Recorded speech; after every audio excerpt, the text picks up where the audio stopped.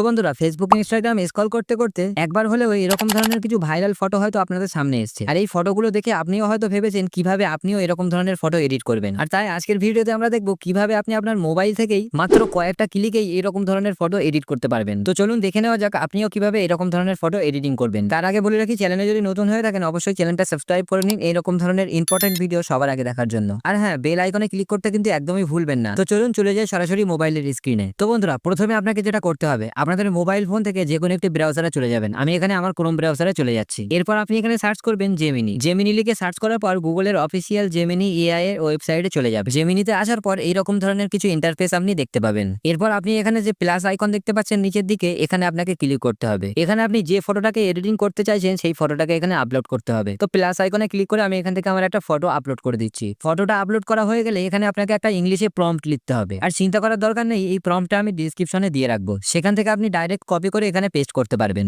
এছাড়াও আপনি আমাদের ওয়েবসাইটে ভিজিট করলে সেখানে অনেক ভাইরাল এবং ট্রেন্ডিং প্রম্পট কিন্তু পেয়ে যাবেন, সেখান থেকেও আপনি কপি করে এখানে পেস্ট করতে পারেন। ওয়েবসাইটের লিংক ডেসক্রিপশনে দেওয়া রয়েছে। তো ফটো এবং প্রম্পট দেওয়া হয়ে গেলে এখানে আপনি যে নিচের দিকে সেন্ড আইকন দেখতে পাচ্ছেন, এখানে আপনি ক্লিক করবেন। আর ক্লিক করলেই কিন্তু আপনার ফটোটা জেনারেট হওয়া শুরু হয়ে যাবে। এখানে দেখুন সেন্ড আইকনে ক্লিক করার সাথে সাথেই মাত্র কয়েক সেকেন্ডের মধ্যেই কিন্তু আমার ফটোটা জেনারেট হয়ে গেছে। মাত্র কয়েক ক্লিকে কয়েক সেকেন্ডের মধ্যেই কত সুন্দরভাবে ফটোটা এডিট হয়ে গেল। এখন আমি চাইলে এই ফটোটাকে ডাউনলোড করে যেখানে ইচ্ছা পোস্ট করতে পারি, কোনো সমস্যা নেই। কেমন লাগলো আজকের ভিডিওটা অবশ্যই কমেন্টে জানাও। আর আপনার যদি মনে হয় এই ভিডিও থেকে একটু কিছু শিখতে পেরেছেন তাহলে অবশ্যই ভিডিওতে একটা লাইক করে দেবেন। তো আজকের ভিডিওটা এই পর্যন্তই, দেখা হচ্ছে আবার নতুন ভিডিওতে। ততক্ষণ পর্যন্ত সবাই ভালো থাকুন এবং সুস্থ থাকুন।